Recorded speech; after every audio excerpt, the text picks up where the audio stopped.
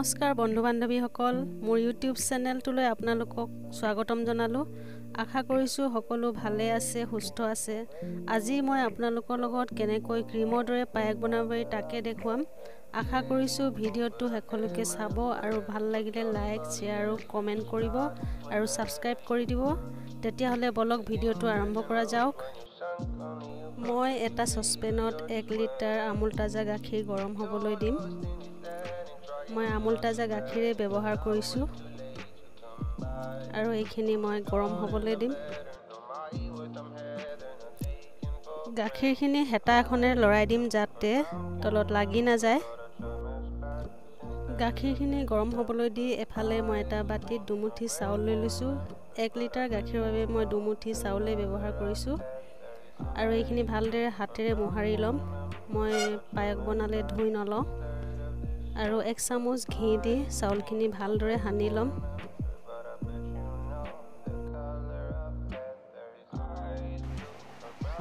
তাৰ পাছত মই গাখীৰখিনি চেক কৰি চাম কিমান গৰম হ'ল। যদিহে কুহুমীয়া গৰম হৈছে তেতিয়াহ'লে মই এটা বাটিত 4 চামুচ পাউডাৰ গাখীৰ লৈ ভালদৰে মিক্স কৰি লম।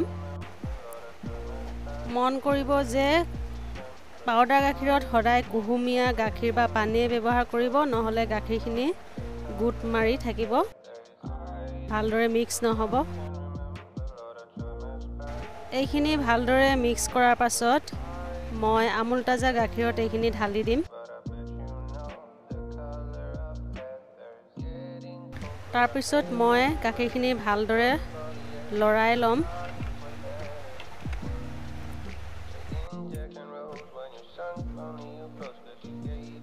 এতিয়া মই গাখীৰখিনি 2টা ইলাচি আৰু দুখিলা তেজপাত দি দিছো। এইখিনি দি আকৌ মই ভালদৰে লৰাম। এনেকৈ গাখীৰখিনি লৰাই থাকিব যাতে তলত লাগি না যায়।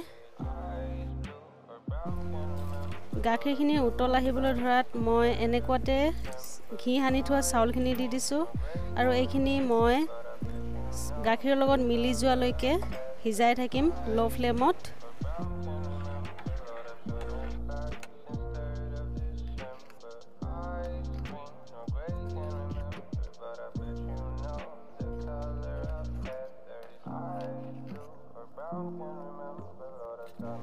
প্ৰায় 20 মিনিট মান সিজোৱাৰ পাছত পায়সখিনি ডাঠ হ'বলৈ ধৰিছে আৰু মই এতিয়া ইয়াত চেনি আন্দাজমতে দিম আৰু চেনিখিনি ভালদৰে মিক্স কৰি ল'ম।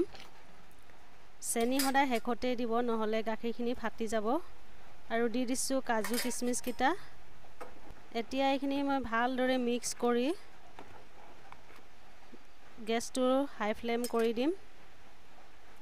তাৰ পিছত 2 মিনিট বাবে উতলাই ল'ম। 2 মিনিটৰ পাছত গেছটো অফ কৰি দিম আৰু এইখিনি ঠাণ্ডা হ'বলৈ দিম। পায়সখিনি ঠাণ্ডা হোৱাৰ পাছত মই এটা বাটিত উলিয়াই কাজু কিচমিচেৰে সজাই ল'ম আৰু পৰিৱেশন কৰিম।